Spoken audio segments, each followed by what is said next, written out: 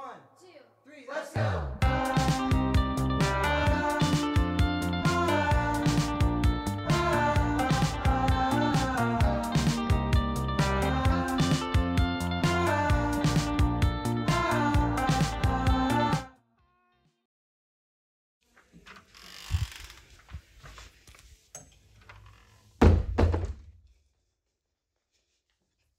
Čusík busík, tady Týnoška. Vítám vás u pilotního dílu našeho vzdělávacího pořadu Týna s fyzikou. V dnešním díle se zaměříme na kinetickou teorii látek. Vysvětlíme si pohyby částic v různých skupenstvích a jak se liší v jednotlivých podmínkách. Co je to Brownův pohyb, proč nejsou pevné látky stejně mísitelné jako plyny a kapaliny, proč si čaj zaléváme horkou vodou, to se všechno dozvíme v dnešním díle.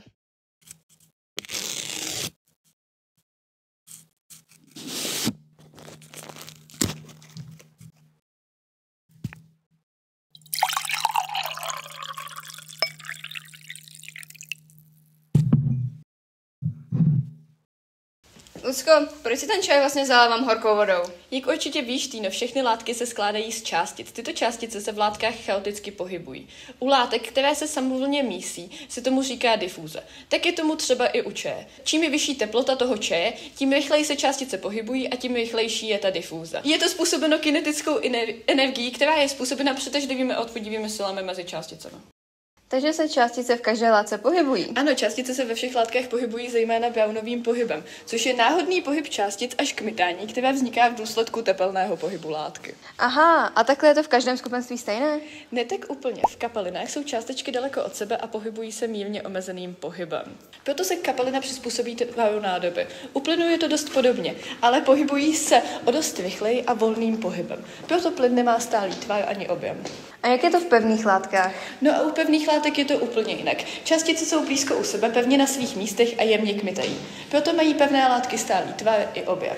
No a s tou stlačitelností... Počkej, na to se zeptáme ostatních. Která z látek je nejlépe stlačitelná? Pevná, kapalná nebo plynná a proč? No asi plynná. A proč? No protože má malou hustotu, takže se může hodně stlačit. Plynná. Protože částice jsou nejdále od sebe. Ano. Plynná. Má nejmenší hustotu, bych řekl. Ale že z ní se potom stane plynná. Úplně si nejsem jistý. Tak děkujeme. Pevné látky jsou kvůli stálé pozici svých částic opravdu málo stlačitelné. Amorfní pevné látky, které nedrží krystalickou mřížku, jsou lépe deformovatelné než krystalické pevné látky, které mřížku drží. Kapalné látky na tom nejsou ale o moc lépe. Pohyb jejich částic je částečně omezen na určité pozice, proto je nelze stlačit. U plynných látek je pohyb částic neomezený a látky jsou dobře stlačitelné.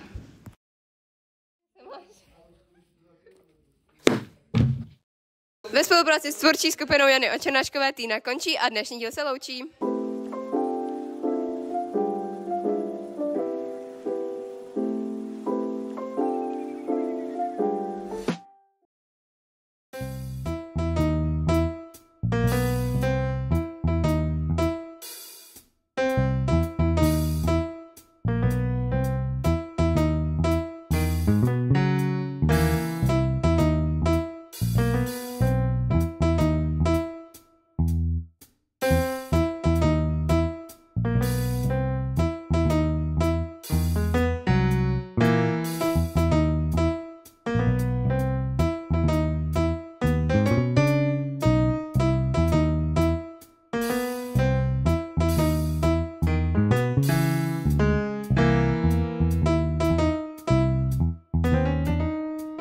Pojďme si říct něco o veličině, které se říká vazebná energie.